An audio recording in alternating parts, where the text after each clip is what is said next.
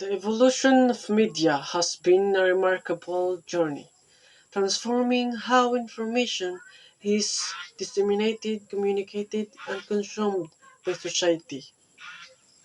Over the years, media has transitioned from its humble origin in print to the dynamic landscape of digital communication that we experience today.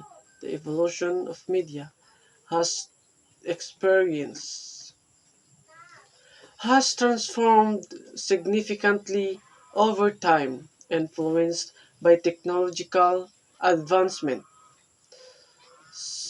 societal change, and economic factors. There's an overview about media. Traditional media, 18th to 20th century, analog media, mid 20th century, digital media, late 20th century, online media, 21st century, emerging media, present day.